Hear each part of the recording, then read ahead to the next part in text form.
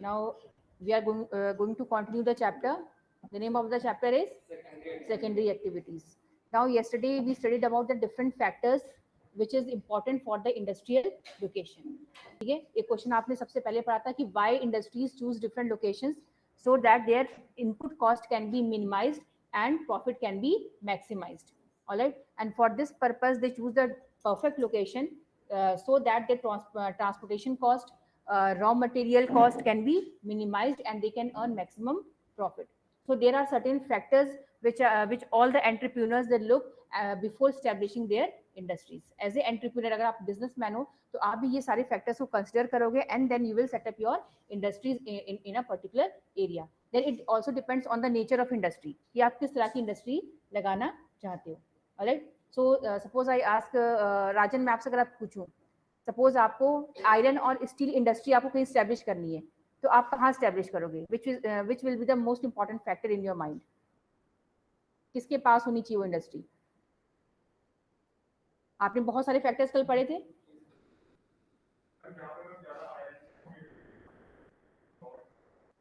जहां पे ज्यादा आयरन और स्टील प्रेजेंट होता है, तो इसका मतलब आयरन स्टील क्या है? आयरन स्टील नहीं होगा, स्टील तो बाद में मैन्युफैक्चर होता है. बेसिकली क्या वर्ड होगा वो? Yes, correct. Sit down, both of you. The correct term is raw material. So all the heavy industries like iron smelting, aluminum smelting, zinc smelting, or any other industry related to minerals, they are located near the source of their raw material. For example, iron and steel requires raw iron ore. Then they require manganese. They require limestone. Then और भी कुछ minerals होते हैं. All these minerals are heavy and bulky in nature, so that's why industries are located near to the source of raw material to minimize the transportation cost and so that they can also get ample supply of minerals in a low cost. सस्ते में उन्हें ज्यादा amount में minerals मिल सके. तो इसीलिए then suppose मैं आपसे पूछूं किरण, आप सपोज आपको एक टेक्सटाइल मिल स्टैब्लिश करनी है तो आप कहाँ स्टैब्लिश करोगे? Access to source of energy, textile mill. Why? Electricity. Okay, तो आपके according energy supply is most important factor for this textile mill. ठीक है, बट इलेक्ट्रिसिटी सभी के लिए होता है. और कुछ बताना चाहेंगे आप? सही गलत? कुछ गलत इसमें कुछ भी नहीं है. यस रोहन, जहाँ रॉ मटेरियल प्रेजेंट होंगे. ओके, चलिए. Transportation, market. अब जैसे यस, तो सबसे इंपॉर्टेंट फैक्टर अगर देखा जाए तो टेक्सटाइल मिल्स के लिए कहा जाता है कि they should be located near the market area. ठीक है, व्हाई? बिकॉज उनका रॉ मटेरियल जो होता है वो क्या होता है? वेट गेनिंग होता है. एक वेट गेनिंग और एक वेट लूजिंग कॉन्सेप्ट आता है. वेट गेनिंग मतलब कि कॉटन की अगर हम बात करें तो कॉटन अपने आप में बहुत ही हल्का होता है, लाइट होता है, लेकिन जैसे जैसे उसकी मैन्युफैक्चरिंग होती है वो यार्न में कन्वर्ट होता है, थ्रेड में कन्वर्ट होता है, देन कपड़ों में कन्वर्ट होता है, तो उसका वेट क्या होता जाता है? इंक्रीज होता है. ठीक है, so these types of industries जहां पे रॉ मटेरियल वेट गेनिंग होता है वो इंडस्ट्रीज हम कहाँ लगाते हैं? क्योंकि देखो कपास को जो है, कॉटन को ट्रांसपोर्ट करना आसान होता है. ठीक है, आप आसानी से ट्रांसपोर्ट कर सकते हो, तो उससे कहाँ लगाया जाता है? Near the source of market, जहाँ पे मार्केट आसानी से उपलब्ध हो. क्योंकि आपको कपड़े जो होते हैं, कपड़े हैवी होते हैं एज कम्पेयर टू कॉटन, तो वो आपको ट्रांसपोर्ट करने में कम, क्योंकि पैकेजिंग होती है, सब कुछ आप करके तब उसको भेजते हो. तो आप ये ध्यान रखते हो कि हम जो भी टेक्सटाइल इंडस्ट्रीज है they should be near the market. इसीलिए आपको कॉटन टेक्सटाइल मिल्स जो है मैक्सिमम आपको कहाँ मिलेंगे? नियर मुंबई, सूरत, वडोदरा, जो आपके हाईली अर्बनाइज्ड एरियाज हैं, क्योंकि वहाँ पे खरीदार हैं, अर्बन कंज्यूमर्स हैं जो चीज़ों को, सामान को खरीदते हैं. देन शुगर मिल, अगर हम कहें तो शुगर मिल कहाँ पे स्टैब्लिश किया जा सकता है? कोई बताएगा? जहाँ raw, okay, yes, the near the source of sugar cane. Why? Yes, because sugar cane is a perishable item. यहाँ पे दूसरा फैक्टर काम कर रहा है. एक तो हैवी भी होता है, प्लस शुगर केन जो होता है आपका पेरिशेबल होता है. जितना अगर आपने डिले किया तो उसका सुक्रोज कंटेंट क्या हो जाएगा? डिस्ट्रॉय हो जाएगा और फिर वो किसी काम का नहीं रह जाता है. सो हमने सबसे पहले जो पढ़ा था वो क्या था आपका? जो factors which influences industrial location are, first is the presence of raw material, then market, source of labour supply, then Archana बताओ एक फैक्टर. एनर्जी, है ना, uninterrupted supply of energy, then transportation and communication. So these are some of the important factors which are important for industrial location. Now classification of manufacturing industries. अब हम देखेंगे कि जो manufacturing industries होती है, विनिर्माण जो उद्योग है वो कितने प्रकार के होते हैं। बहुत ही आसान है और आप अगर एमसीक्यू में भी आप इसे आसानी से कर सकते हैं, बस थोड़ा सा इसको ध्यान देने की जरूरत है। और अगर डिस्क्रिप्टिव क्वेश्चन आता है आपके बोर्ड एग्जाम में आगे चल के, तो आप उसमें भी बहुत आसानी से इसको कर सकते हो। और इस पे आता है, इस पे 3 मार्क्स का तो कंपलसरी आता ही आता है, इनमें से एमसीक्यू तो आना ही आना है, ये जो आपके इंडस्ट्रीज हैं, और ये आप ऑलरेडी बहुत बार पढ़ भी चुके होंगे। Manufacturing industries are classified on the basis of their size, raw material, output products, and ownership. Now, before classifying the industries, we should know that industries can be classified on different basis. Like आप यहाँ पे जितने बच्चे present हैं, हम अगर उन्हें differentiate करना चाहें तो हमारे पास बहुत सारे डिफरेंसेस हैं। लाइक एज ग्रुप, क्या पता आप में बहुत लोग जो है डिफरेंट एज ग्रुप के भी हो सकते हैं, ठीक है, या फिर जेंडर, ये क्लासिफिकेशन हो सकता है। देन बैकग्राउंड, कि आपके फैमिली जो बैकग्राउंड क्या है, तो there can be different basis on which I can classify in different categories. Similarly industries can also be classified into different categories. तो आपसे एग्जाम में ये पूछ सकते हैं कि on the basis of size industries को क्लासिफाई करो। अब आपको पता नहीं कि साइज के बेसिस पे क्या होता है, आपको नाम पता है, आपको शायद मतलब भी पता हो, लेकिन अगर उन्होंने इनडायरेक्टली आपसे पूछा, ये ना पूछ के कि लार्ज स्केल इंडस्ट्री और कॉटेज इंडस्ट्री में डिफरेंस बताओ, ये ना पूछ के उन्होंने आपसे कह दिया कि on the basis of size. तो साइज के बेसिस पे कितनी तरह की इंडस्ट्रीज होती हैं? 3 टाइप्स, कॉटेज, देन हाँ small scale and large scale industries. तो ये आपका किस बेसिस पे हो गया? साइज। फिर आपसे पूछ सकते हैं on the basis of the raw material used. तो कच्चे माल के आधार पे आपकी 5 तरह की इंडस्ट्रीज होती है जो हम आगे चल के पढ़ेंगे। Then on the basis of ownership के भी अकॉर्डिंग होती है। ओनरशिप, स्वामित्व, बताइए कितनी तरह की इंडस्ट्रीज होती है? ये बहुत आसान चीजें हैं, हाँ, प्राइवेट, पब्लिक एंड जॉइंट, ठीक है ना, एंड कम्युनिटी। तो ये 4 तरह की इंडस्ट्रीज हो गई। या फिर आपसे पूछा जा सकता है कि on the basis of the this final product, finished product, तो उसमें क्या हो जाता है आपका? Basic industry and consumer industries. तो ये हम सब पढ़ेंगे, मैं जस्ट आपको इन्फॉर्मेशन बता रही हूँ कि industries can be classified into different categories on different basis. So you should know what are the basis on which these industries are classified. Now, हाँ, कोऑपरेटिव सेक्टर भी होता है आपका, ऑन द ओनरशिप के बेसिस पे होता है ये, ठीक है। So now industries based on size. अब हम साइज के बेसिस पर देखते हैं। अब साइज किस चीज से हम डिसाइड करते हैं कि साइज क्या है? On the basis of the capital invested. हमने कितनी पूंजी एक इंडस्ट्री में लगी हुई है। अब मान लो आपने 100 रुपए लगा के, 500 रुपए लगा के अगर अपने घर में कोई उद्योग खोल लिया, तो वो कौन सी इंडस्ट्री होती है? Cottage.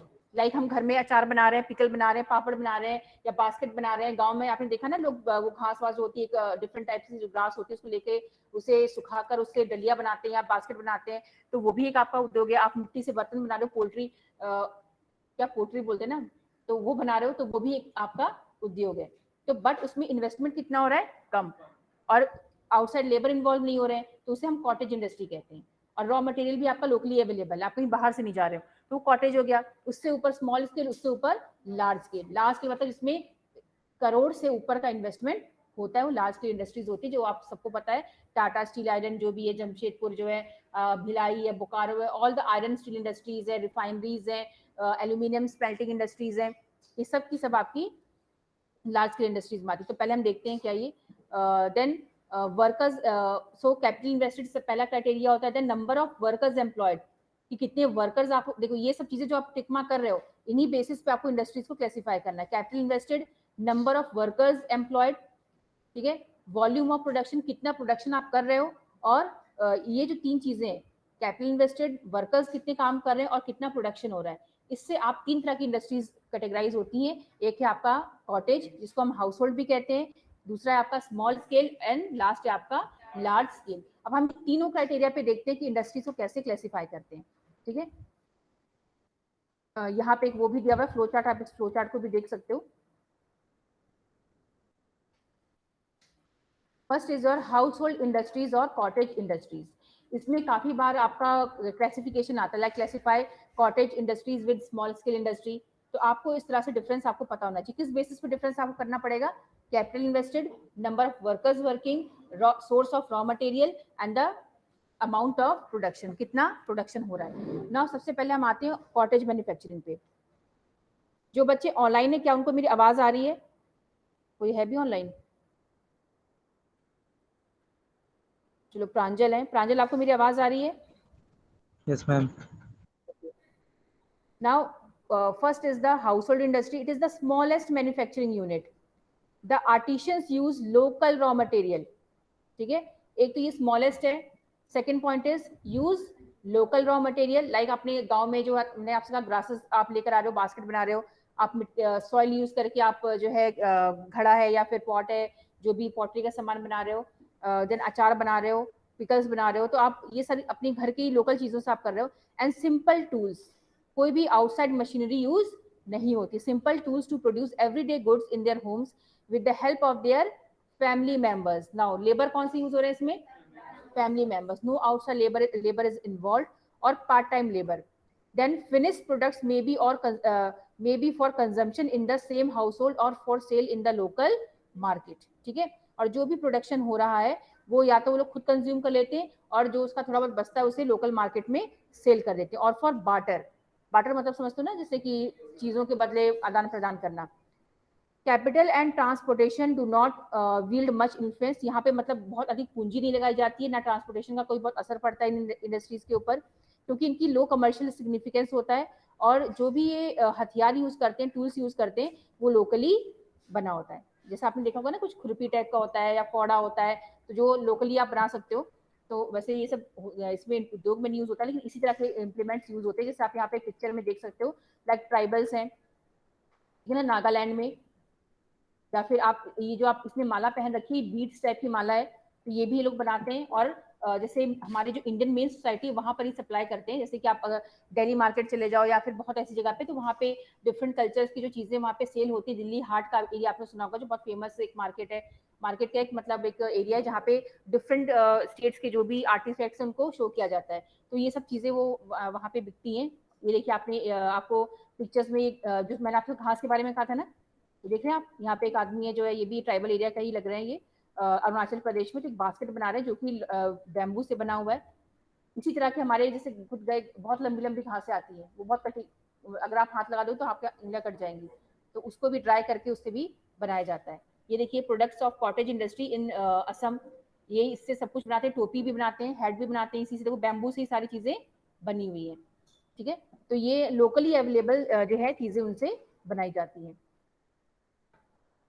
Some common everyday products in this sector of manufacturing include foodstuff, fabrics, mats, containers, tools, furniture, shoes, figurines from wood, lot and forest, shoes, thongs, and other articles from leather, pottery and bricks from clays and stone. Goldsmith make jewelry of gold, silver, and bronze. Some artifacts and crafts are made out of the bamboo wood obtained locally from the forest. तो ये पूरा आपको इतने सारे examples दे दिए गए under cottage industry, ठीक है। तो कॉटेज इंडस्ट्री में भी आपका कुछ स्मॉल स्केल में हो सकता है, कुछ लार्ज स्केल में हो सकता है, मतलब, ठीक है ना। नेक्स्ट है हमारा small scale manufacturing. Small scale manufacturing is distinguished from household industry by its production techniques and place of manufacture. A workshop outside the home, cottage of the producer. तो पहला डिफरेंस क्या है कॉटेज और small scale में, कि small scale industry घर पे नहीं की जा सकती है। इसका जो अगर छोटा सा भी कोई एरिया होगा तो वो बाहर ही होता है, मतलब घर से बाहर वो कुछ आप स्टेब्लिश कर सकते हो, वहां पे प्रोडक्शन किया जाता है। This type of manufacturing uses local raw material, simple power driven machines use होती हैं इसमें, simple machines, and semi skilled labour use किए जाते हैं। ये तीनों ही चीजें आपको जो है कॉटेज इंडस्ट्री में नहीं मिलेगी। It provides employment and raises local purchasing power, ठीक है। ये मतलब जो लोकल आसपास के लोग होते हैं उनको इससे रोजगार मिलता है, और इससे परचेजिंग पावर भी इंक्रीज होती है, क्योंकि आसपास के लोगों की जब इनकम बढ़ेगी तो उनकी परचेजिंग पावर भी इंक्रीज होती है। Therefore, countries like India, China, Indonesia, and Brazil have developed labor-intensive small-scale manufacturing in order to provide employment to their population. So, all the countries which have huge population, the government has established number of small-scale industries. मतलब government established नहीं किए, लेकिन government ने उनको कुछ ना कुछ मतलब बेनिफिट दिया है या फिर उन्हें सपोर्ट किया है कि वो अपनी स्मॉल स्केल इंडस्ट्री को ओपन कर सके ताकि उसमें ज्यादा से ज्यादा लोगों को रोजगार मिल पाए, क्योंकि इसमें मशीन बहुत ज्यादा यूज नहीं हो रही है, तो इसमें मतलब लेबर ज्यादा इस्तेमाल किए जाते हैं। अब देखते हैं नेक्स्ट है हमारा large scale manufacturing. Large scale manufacturing involves a large market, market बहुत बड़ा होगा, रॉ मटेरियल बहुत तरह के होते हैं, enormous energy, specialised workers, advance technology, ये सब आप उसमें फर्स्ट पेज पे पढ़ चुके हो, then assembly line, mass production and large capital. तो all these are the features of large scale industries. और अगर आपने इनको लर्न नहीं किया तो आप कंफ्यूज जाओगे कि आपको लार्ज स्केल में क्या लिखना है और स्मॉल स्केल में क्या लिखना है। So I have underline all these points and यही पॉइंट्स जो है अगर आपको लर्न हो जाएंगे तो आप पूरा आंसर इसमें लिख दोगे। This kind of manufacturing developed in the last 200 years in the United Kingdom, Northeast USA and Europe. मैंने आपको बताया था नॉर्थ ईस्टर्न यूएसए कौन सा एरिया है, near the Great Lakes, and north western Europe, Europe में तो पूरा ही डेवलप हुआ था, and then UK, United Kingdom. Now it has diffuse to almost all over the world. जैसे मैंने आपको बताया था अमेरिका इतना डेवलप क्यों है, because of its large scale industries. ठीक है, जो अभी हमारे भारत में आजादी के 50 साल बाद हो रहा है वो वहां पे 300 साल पहले से स्टैब्लिश हो चुका था। On the basis of system of large scale manufacturing, the world's major industrial regions may be grouped under two broad categories, namely traditional large scale industries regions which are thickly clustered in a few more developed countries, high technology large scale industrial regions which have diffused to less developed countries। तो कोई इतना बहुत मतलब नहीं है, लेकिन इसमें ये कहा जा रहा है कि जो हमारे वर्ल्ड में कुछ ऐसे देश हैं, कुछ ऐसी प्लेसेस हैं जो कि अपनी इंडस्ट्रीज के लिए फेमस है। जैसे ट्रेडिशनल इंडस्ट्रीज, ट्रेडिशनल मतलब वो देश जहाँ पे लार्ज स्केल इंडस्ट्रीज बहुत पहले से डेवलप है। जैसे मैंने अभी आपको बताया north eastern America, USA, north western Europe and United kingdom, यहाँ पे ये ट्रेडिशनल एरियाज है जहाँ पे इंडस्ट्रीज बहुत पहले से ही स्टैब्लिश है। और ये दूसरे कौन से एरियाज हैं, high technology large scale industries regions, जो कि कम जो आपके which have diffused to less develop countries. अब जैसे एशिया के कुछ देश हैं, जैसे इंडिया है, चाइना है, तो यहाँ पे ये इंडस्ट्रीज अब जाके डेवलप हो रही है। जैसे अब आप चाइना के कुछ देशों का नाम ले सकते हो। इंडिया में जैसे छोटा नागपुर एरिया जो है ग्रोइंग इंडस्ट्रियल एरिया है, देन आपका शंघाई है चाइना में। ठीक है, तो ये कुछ ऐसे एरियाज है जहाँ पे हैवी इंडस्ट्रीज अब जाके डेवलप हो रही है। Passenger car assembly hires at a plant of the motor company in Japan. Now ये आपको समझ में आया, on the basis of size, on the basis of size कितनी इंडस्ट्रीज हैं, 3 है। अंजलि आप बताइए कौन कौन सी इंडस्ट्रीज है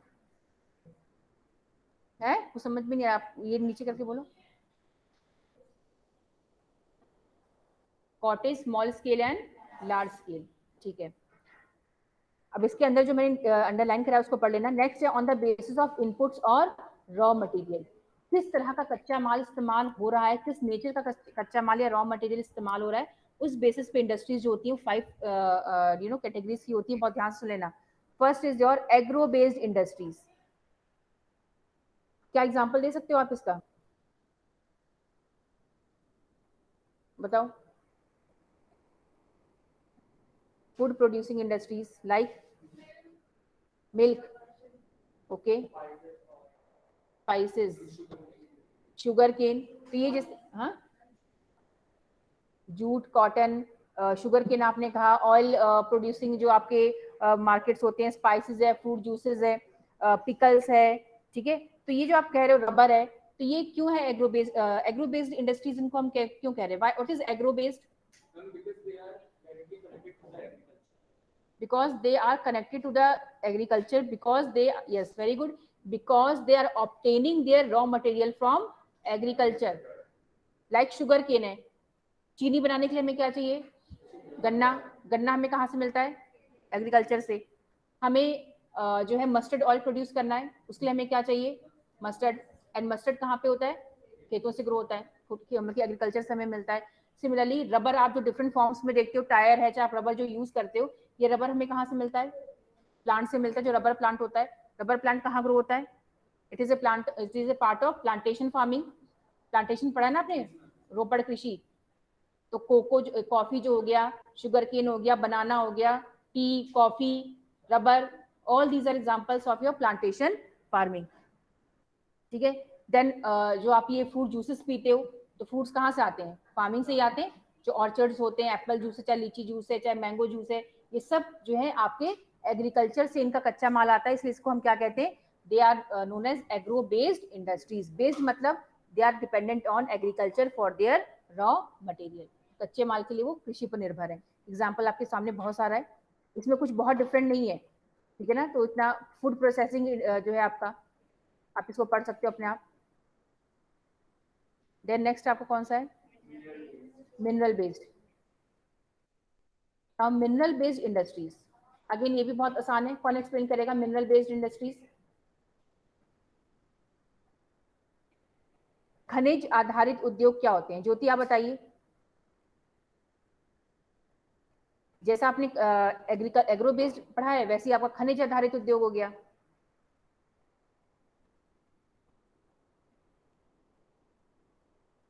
कुछ सुनाई नहीं दिया, आप बोलो ठीक से। मार्क्स नीचे कर, जो आंसर कर रहे हो मार्क्स नीचे करके बोलो। पीछे कौन बैठा? नंदिनी, आप बताइए।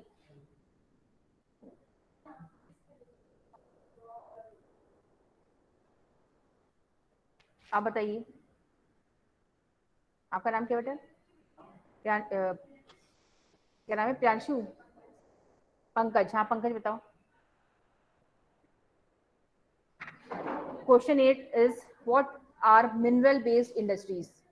खनिज आधारित उद्योग से आप क्या समझते हैं?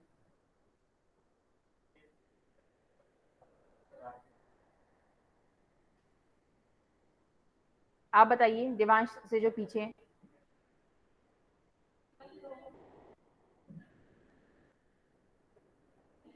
आप लोग 12th लेवल के हो। अभी मैंने आपको एग्रो बेस्ड का बता दिया। अब आप अपना इतना दिमाग लगा के आप मिनरल बेस्ड नहीं बता पा रहे हो। आप बताओगे? बताओ।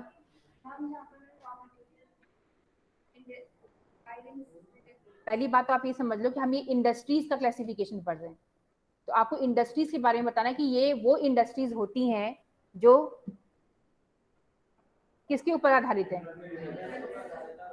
इसका आंसर तो क्वेश्चन में ही है, मिनरल बेस्ड इंडस्ट्रीज, खनिज आधारित उद्योग। वो उद्योग जो कच्चे माल के लिए खनिज पर निर्भर होते हैं या खनिज खनिज पर आधारित होते हैं, उन्हें हम खनिज आधारित उद्योग कहते हैं। जैसे लोहा इस्पात, या आपका aluminium smelting, zinc smelting, oil refineries. These are the examples of खनिज आधारित उद्योग। जैसे देखिए, sit down. These industries use minerals as raw material. ये वो उद्योग होते हैं जो खनिज को कच्चे माल की तरह इस्तेमाल करते हैं और कुछ तैयार माल बनाते हैं। लाइक फेरस मेटेलिक मिनरल्स, जिसमें आयरन होता है, such as iron steel industries, but some uses non ferrous metallic minerals such as aluminium, copper and jewellery industries. Many industries use non metallic minerals such as cement and pottery industries. ठीक है, तो different तरह के आपके minerals होते हैं, ferrous होते हैं, नॉन फेरस होता है, ठीक है। और आपका मेटेलिक, पहले तो नॉन मेटेलिक होता है, और मेटेलिक फिर किसमें होता है? फेरस एंड नॉन फेरस में। तो आपके फेरस मिनरल्स जो कुछ उद्योग, जैसे आपका आयरन स्टील है, वो किस तरह के मिनरल्स को यूज करता है? फेरस, ठीक है। देन आपका एल्यूमिनियम स्मेल्टिंग है, वो कैसे मिनरल को यूज करता है? नॉन फेरस बट मेटेलिक, ठीक है। लेकिन मान लो कोई ऐसी इंडस्ट्री है जो कि सीमेंट यूज बना रही है, या जो फर्टिलाइजर बना रही है, या फिर पोट्री कोई बना रही है, तो वो क्या यूज करती है? आपका नॉन मेटेलिक मिनरल्स, ठीक है। जैसे आपका पेंसिल बन रहा है, पेंसिल में भी तो ग्रेफाइट है, तो भी एक आपका कौन सा मिनरल है? वो नॉन मेटेलिक। आपका सॉल्ट भी नॉन मेटल में आता है, ये भी मिनरल्स ही है। सॉल्ट हो गया आपका, ये भी नॉन सॉल्ट है, ग्रेफाइट है, सल्फर है, पोटेशियम है, all these are minerals but they are non metallic minerals. तो ये हो गया आपका। नेक्स्ट आपका केमिकल बेस्ड इंडस्ट्रीज। बताइए केमिकल बेस्ड इंडस्ट्रीज कौन सी होती हैं? हाँ, बस जो उद्योग केमिकल को एज ए कच्चा माल इस्तेमाल करते हैं, उन्हें हम केमिकल बेस्ड इंडस्ट्रीज कहते हैं। Like mineral oil, petroleum is used in petroleum petrochemical industries. Salt, sulphur and potash industries also use natural minerals. जो सॉल्ट बनता है, सल्फर बनता है, पोटैश बनता है, जो आप खाद यूरिया यूज करते हो, ये सब आपके केमिकल बेस्ड इंडस्ट्रीज हैं। Then chemical industries also based on raw materials obtained from wood and coal, synthetic fibre, plastic etcetera are examples of chemical based industries. देखो, पॉलिथीन जो होती है आपकी वो भी केमिकल बेस्ड होती है। सिंथेटिक फाइबर जो बनते हैं, पॉलिस्टर हो गया, नाइलॉन, इसमें आपने नाइलॉन, पॉलिस्टर, हाँ ये सब आपके जो रेशियो होते हैं ये आपके क्या होते हैं, सिंथेटिक होते हैं, नेचुरल चीजों से नहीं बनते हैं। आपने वैसलीन का नाम सुना होगा, वैसलीन पेट्रोलियम जेली, तो वो भी पेट्रोल का जो बाय प्रोडक्ट होता है उससे आपके और बहुत सारी चीजें बनती हैं। तो ये सारे क्या हो गए आपकी केमिकल बेस्ड इंडस्ट्रीज हो गई, जहाँ पे पेस्टिसाइड बन गया, कोई केमिकल बन गया है ना, तो उसे हम केमिकल बेस्ड उद्योग कहते हैं। देन आपका forest based raw material using industries, तो ये वो उद्योग होते हैं जो कि फॉरेस्ट में क्या मिलती है, लकड़ियां, ठीक है ना, टिम्बर, उनको यूज करके जो है कोई सामान बनाते हैं। फॉर एग्जाम्पल ये फर्नीचर बेस्ड इंडस्ट्री होगी, जो आपके फर्नीचर है वो कहाँ से बनते हैं, लकड़ियों से बनते हैं जो फॉरेस्ट से मिलता है, ठीक है। देन बैम्बू, कोई ऐसा उद्योग जो बैम्बू को यूज कर रहा हो, पेपर इंडस्ट्री हो गई, फर्नीचर इंडस्ट्री हो गई, bamboo, grass for paper, lakh, lakh सुना हो जो चूड़ियां बनती हैं, है ना, तो ये सब ऐसे ऐसे उद्योग होते हैं जो कि फॉरेस्ट प्रोडक्ट को यूज करते हैं। Then animal based industries, animal based industry में सबसे बेस्ट एग्जांपल क्या है, लेदर इंडस्ट्री का। लेदर आप जानते हो जैसे कि जो कुछ एनिमल्स होते हैं उनके उससे जो भी है उससे बनाया जाता है। Leather for leather industry and wool for woollen textiles are obtained from animals. जो वुलन टेक्सटाइल्स होती हैं जैसे ऑस्ट्रेलिया है, इंग्लैंड है, ऐसे जो ठंडे प्रदेश हैं वहाँ पे वुलन जो है काफी प्रचलित है। तो वहाँ पे जो भेड़ होती है उनके जो उनके ऊपर जो वुल होता है उससे वुल बनाया जाता है, स्किन से, तो जो हेयर होता है, तो इसीलिए आपकी वुलन इंडस्ट्री किस में जाती है, एनिमल बेस्ड में, ठीक है।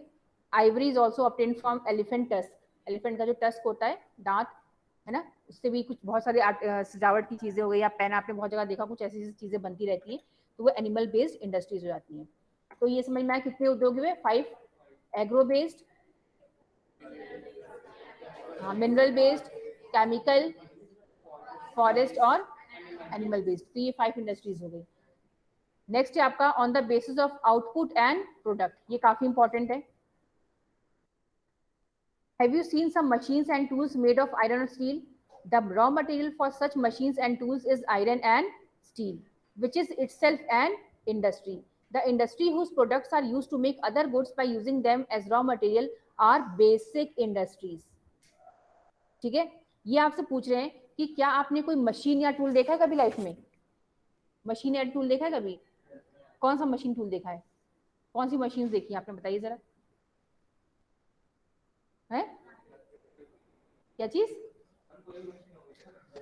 हाँ चलो, जनरेटर आपने देखा है, आप कार आपने देखा है, ट्रक देखा है आपने, ठीक है, व्हीकल्स जो होते हैं डिफरेंट टाइप के, या फिर आप कह लीजिए जो जिससे हम मिनरल्स को एक्सट्रैक्ट करते हैं, ट्यूबवेल है, ट्रैक्टर है, ये सब आपकी मशीन्स हो गई, ठीक है। ये मशीन्स जो होती हैं आपको पता है, एक तो ये अपने आप में एक इंडस्ट्री हो गई, जो कार बना रही है, जो ट्रैक्टर बना रही है, जो ट्यूबवेल्स बना रही है, अपने आप में एक उद्योग है। लेकिन इनके पीछे एक दूसरा उद्योग है, कौन सा है, आयरन और स्टील इंडस्ट्री या एल्यूमिनियम इंडस्ट्री। क्योंकि जैसे मैं आपको बहुत, क्योंकि एग्जाम में आ सकते हैं इसलिए बहुत उससे आप समझ लीजिएगा, आयरन और स्टील इनको हम बेसिक इंडस्ट्रीज कहते हैं, ठीक है। आयरन, स्टील, एल्यूमिनियम, ये जितनी भी हैवी इंडस्ट्रीज है इनको हम बेसिक इंडस्ट्री कहते हैं, की इंडस्ट्रीज कहते हैं। की मतलब जो चाबी होती है, ठीक है ना, बेसिक और की इंडस्ट्रीज बाय, जो इनका तैयार माल होता है, जो इनका फिनिश्ड प्रोडक्ट होता है, वो दूसरी इंडस्ट्रीज के लिए क्या होता है, कच्चा माल, ठीक है। अब आयरन और स्टील इंडस्ट्री ने, टाटा टिस्को है, चाहे भिलाई है आपका, चाहे बोकारो है, चाहे आपका ये भद्रावती स्टील प्लांट है, इन्होंने स्टील बना दिया। वो स्टील का क्या बनाते हैं, वो रॉड्स होती हैं या शीट्स होती हैं, डिफरेंट फॉर्म में उन्होंने स्टील बना के तैयार कर दिया, एल्यूमिनियम बना के तैयार कर दिया। वो अपने आप में कुछ काम का है क्या, उसे हम कंज्यूमर जाके यूज कर सकते हैं, नहीं कर सकते। तो आयरन और स्टील इंडस्ट्री के लिए या किसी भी हैवी इंडस्ट्री के लिए वो उनका क्या हो गया, फाइनल प्रोडक्ट। लेकिन जो दूसरी इंडस्ट्रीज हैं वो उनको परचेज करेंगी और उससे फिर दूसरा सामान बनाती है। तो इस इंडस्ट्री के लिए वो फाइनल प्रोडक्ट हो गया, लेकिन दूसरी इंडस्ट्रीज के लिए वो क्या हुआ, रॉ मटेरियल। जैसे मैंने आपसे बताया कि कार कंपनी है या कोई मशीन है, ठीक है, आपको जनरेटर बनाना है या कोई ट्रक बनाना है, आपको कोई भी चीज बनानी है, तो आपको कहाँ जाना पड़ेगा, आयरन और स्टील इंडस्ट्री में। वहां पे ये जो बड़े बड़े उद्योग है, ये इन उद्योगों से क्या खरीदते हैं, आयरन, स्टील, एल्यूमिनियम, जो इनको खरीदना होता है, और फिर उनको एज ए कच्चा माल इस्तेमाल करके अपनी इंडस्ट्री में दूसरी चीजें बनाते हैं और उनको फाइनल प्रोडक्ट के रूप में तैयार करके लोगों को फिर कंज्यूमर्स तक पहुंचाते हैं। ये बात समझ में आई? आयरन स्टील का प्रोडक्ट डायरेक्टली कंज्यूमर्स तक पहुंचता है नहीं, क्योंकि वो हमारे लिए, अब हमें स्टील की शीट दे दोगे तो हम क्या करेंगे, उसको कुछ बनाएंगे थोड़ी, हम थोड़ी बना के कार बना के तैयार करेंगे, या हम साइकिल बनाएंगे, या हम कोई मशीन बनाएंगे। ठीक है, तो जो आयरन स्टील इंडस्ट्रीज हैं उनका जो फाइनल प्रोडक्ट है वो दूसरी इंडस्ट्रीज के लिए क्या होता है, raw material. That's why iron and steel industries और any heavy industry is known as the basic industry, आधारभूत इंडस्ट्रीज।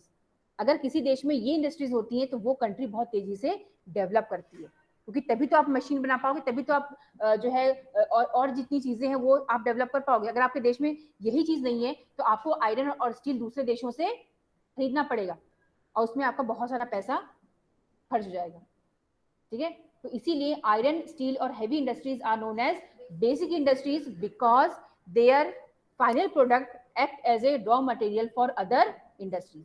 तो वो इनसे खरीदती हैं और उसके बाद जैसे मान लो आपकी जो ये मोटर कंपनीज है, आपकी साइकिल बनाने वाली हीरो कंपनी है, या फिर आपका जो सरकार को बनाना है, ये एयरक्राफ्ट बनाना है, सैटेलाइट्स बनानी है, उनको आयरन चाहिए, स्टील चाहिए, एल्यूमिनियम चाहिए, तो वो कहाँ जाएंगे, टाटा के पास, या फिर आपके जो भिलाई स्टील प्लांट है, बोकारो, जहां जहां वो है वहां गए, उन्होंने उसको खरीदा और फिर उसको लाके अगेन मैन्युफैक्चरिंग किया और फिर उसको फाइनल प्रोडक्ट बना के तैयार किया जो हम लोगों के पास आता है।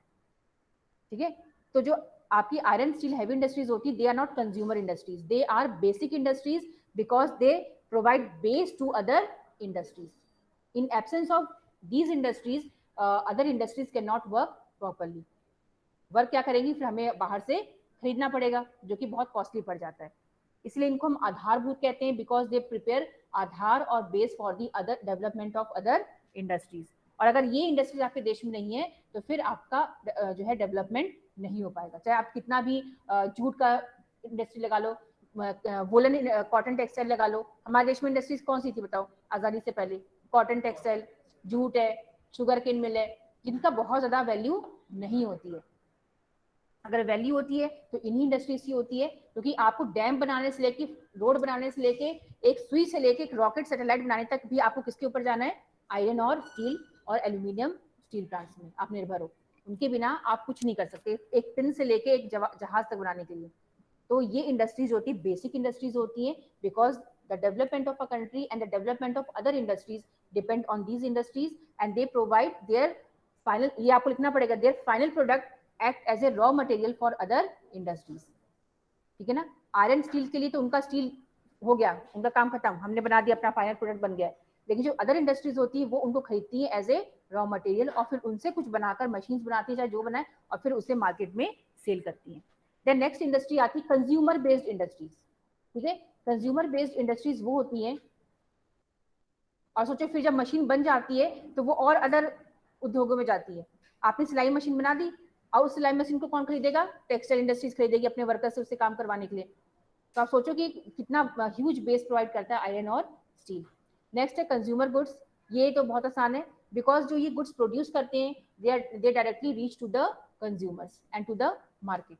जैसे आपने देख लिया ब्रेड है, बिस्किट है, tea, soap, paper for writing, TV etcetera, ये आपके कंज्यूमर बेस्ड इंडस्ट्रीज हैं। जो इंडस्ट्री इनको बनाती है, जैसे मैंने बिस्किट बनाया, मेरा बिस्किट का उद्योग है, ब्रेड का है, तो डायरेक्टली लेबल्स लगाए, उसमें सब सामान लेके खरीद बन गया और हमने उसे पैक करके कहाँ भेज दिया, मार्केट में, जहाँ पे कंज्यूमर्स उसे डायरेक्टली खरीद सकते हैं। So these are direct industries, these are consumer based industries because their final product reaches direct to the market and the consumers. ठीक है, तो ये हमारी टाइप्स ऑफ इंडस्ट्रीज जो है मेनली खत्म ही होती है। लेकिन एक और बचा है, इंडस्ट्रीज बेस्ड ऑन ओनरशिप, जो बहुत ही आसान है। ओनरशिप मतलब उसका स्वामी कौन है, मतलब वो इंडस्ट्री चला कौन रहा है। तो पहला क्या हो गया आपका public sector. Public sector means, public sector क्या पब्लिक चला रही है, गवर्नमेंट। ठीक है ना, तो the industries, the heavy industries which are owned and managed by the government are known as public sector industries because they are for the welfare of the public. वो पूरी पब्लिक के लिए होता है, इसलिए उसको हम क्या कहते हैं, पब्लिक सेक्टर अंडरटेकिंग। तो इसका मालिक कौन होता है पब्लिक सेक्टर का, government. It is owned and managed by the government. इसको हम इंडिया में PSUs कहते हैं, पब्लिक सेक्टर अंडरटेकिंग्स कहते हैं। Socialist countries have many state owned industries, mixed economies have both public and private sector enterprises. तो जैसे कि आपके हमारे चाइना है, है ना, चाइना जैसे देश है जहाँ पे सोशलिस्ट फॉर्म ऑफ गवर्नमेंट है, तो वहाँ पे मैक्सिमम इंडस्ट्रीज किसके हाथ में होती है? गवर्नमेंट। जिसने कहा चाइना में 80 to 85% सरकार के हाथ में है। और इंडिया जैसे मिक्स इकोनॉमी है, तो यहाँ पे क्या है आपका, दोनों है, पब्लिक और प्राइवेट दोनों है।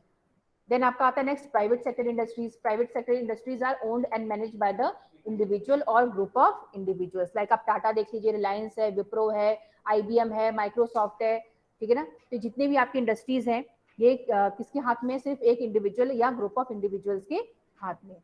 तो in capital countries industries are generally owned privately. जैसे आपका USA है, यूरोपियन कंट्रीज है, इन देशों में मैक्सिमम इंडस्ट्रीज किसके हाथ में होती है? प्राइवेट कंपनीज के हाथ में होती है। जैसे बिल गेट्स का है आपका, माइक्रोसॉफ्ट है, IBM, ये भी फॉरेन कंपनी, इसका भी मालिक एक इंडिविजुअल आदमी है। हमारे इंडिया में जैसे विप्रो है ना, विप्रो का कौन है चेयरमैन? मुझे याद नहीं आ रहा है, अजीम प्रेमजी, ठीक है। और वैसे इन्फोसिस है आपके, नारायण मूर्ति। तो ये सब जो है प्राइवेट कंपनीज होती है, इनके इंडिविजुअल्स ओनर्स होते हैं। लेकिन जब ये इंडस्ट्रीज ग्रो कर जाती है ना काफी, तो पूरा एक इनका ट्रस्ट बनता है, मतलब एक पूरा एक मैनेजमेंट सिस्टम बनता है। तो ऐसा नहीं, अब जैसे कि टाटा है ना, तो टाटा में रतन टाटा ओनर है, लेकिन उनके अंडर भी स्ट्रिक्ट एक ऑर्गेनाइजेशन सिस्टम है। तो ऐसा नहीं कि रतन टाटा अपनी मनमानी कर सकते हैं। और इतनी बड़ी कंपनी में गवर्नमेंट भी बहुत ज्यादा मतलब वो करती है, मतलब गवर्नमेंट का भी एक होता है कि, क्योंकि टाटा, रिलायंस, ये सब हमारी बहुत बड़ी कंपनीज है, हमारी इकोनॉमी इनके ऊपर डिपेंड होती है ना, तो सरकार भी इनके ऊपर नजर रखे रहती है।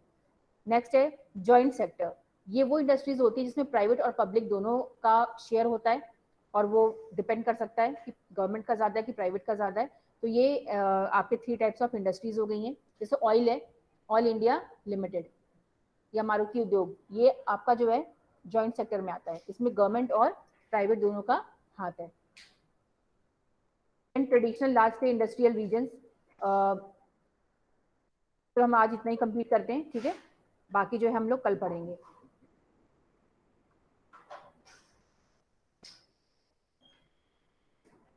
अगर आप कुछ पूछना चाहते हैं तो पूछ